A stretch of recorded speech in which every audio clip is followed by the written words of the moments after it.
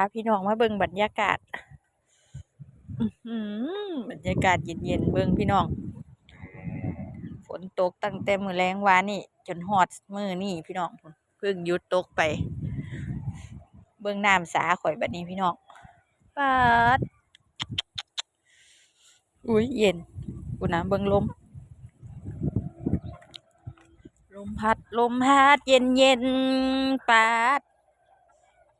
สอบข่อยมื้อเช้านี่มันเห็นอยู่พุ่นมื้อนี้มันลอยมาพี่แล้วมันก็สิไปเอาขึ้น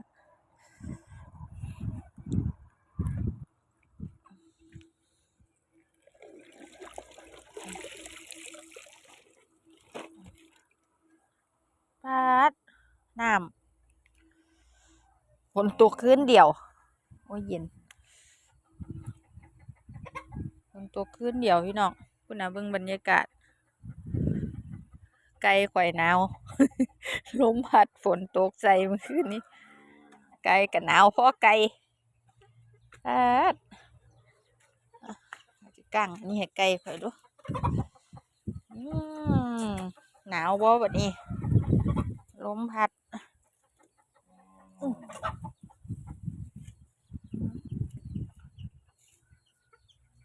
คักขนาดคุณน่ะ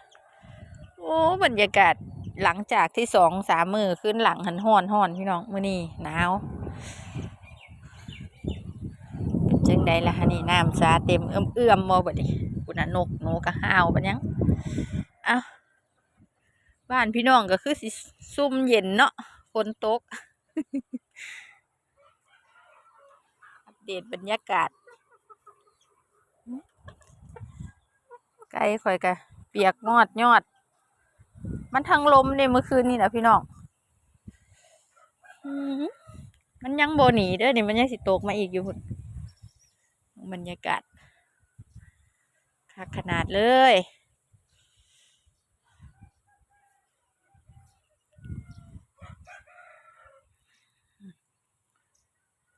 เตรียมตัวไปเก็บเฮ็ดบัดนี้เฮ็ดเกิดแน่นอนพี่น้อง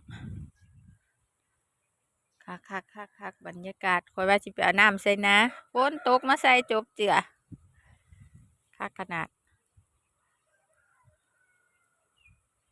เย็นมาก